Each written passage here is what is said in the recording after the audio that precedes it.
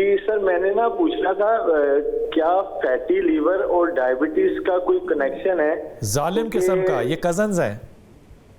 क्या fatty liver की वजह से डायबिटीज हो सकती है, डायबिटीज की वजह से फैटी लीवर हो सकता है? अच्छा क्वेश्चन है जी डॉक्टर साहब। जी बहुत अच्छा क्वेश्चन है। डायबिटीज़ की वजह से फैटी लीवर तो होता है, जैसे आपने बताया कि ये नॉर्मल है। और ये जो हम फैटी लीवर की स्टेजेस बहुत इंपॉर्टेंट है। तो अगर तो ये फैटी लीवर इनिशियल स्टेजेस में, ये बाद में फाइब्रोसिस में कन्वर्ट हो जाता है, ठीक है। अगर ये फाइब्रोसिस की स्टेजेस पे है तो इधर ये रिवर्सिबल है। अगर हमने इधर इंटरवीन नहीं किया तो ये सिरोसिस में चला जाएगा और अनफॉर्चुनेटली यही सिरोसिस लीवर कैंसर का बायस बन सकता है। तो ये स्टेजेस हैं, फैटी लीवर की इनिशियल स्टेजेस, फिर फाइब्रोसिस, फिर फाइब्रोस प्रोग्रेस करके सिरोसिस में कन्वर्ट होता है और फिर लीवर कैंसर का भी बायस बनता है। जो उन्होंने सवाल किया कि अगर किसी को सिरोसिस है या एडवांस लीवर डिजीज़ है तो उससे हम कहते हैं हेपेटोजीनस डायबिटीज़, कि लीवर की वजह से डायबिटीज़ हो रही है, ठीक है। क्योंकि लीवर में ही आपकी जो ग्लूकोज है वो स्टोर होती है, ठीक है।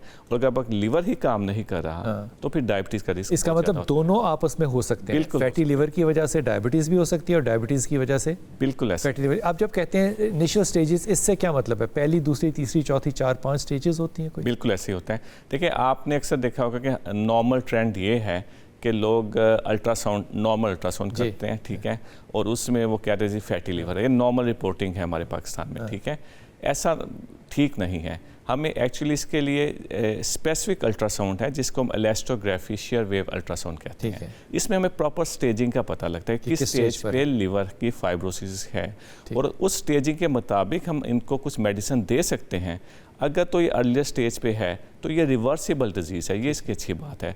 और अगर अल्लाह ना करे ये सिरोसिस में कन्वर्ट हो चुका है तो फिर इसमें हम रिवर्सल नहीं कर सकते। डॉक्टर साहब, आमतौर पे साइलेंट हार्ट अटैक हो जाता है डायबिटीज़ के पेशेंट को। वो समझ रहा होता है कि मुझे डायबिटीज़ है तो शुगर लो हो रही है, लेकिन वो हार्ट अटैक होता है। ये साइलेंट हार्ट अटैक पेशेंट्स को हो सकता है? बिल्कुल हो सकता है।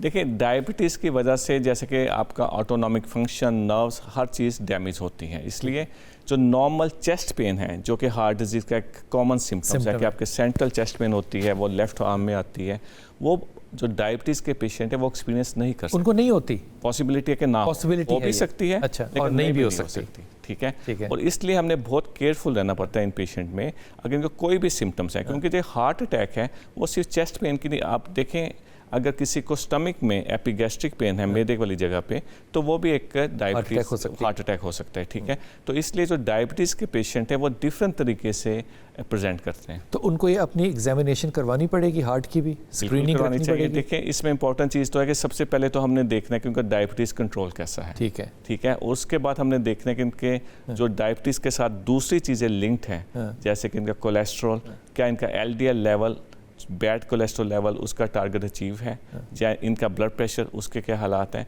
फिर उनके सिम्टम्स कैसे हैं। अगर उनको थोड़ी सी एक्सर्शन से हल्की फुल्की चेस्ट डिस्कम्फर्ट हो रही है तो हमें डेफिनेटली उनके फर्दर टेस्ट करने पड़ेंगे।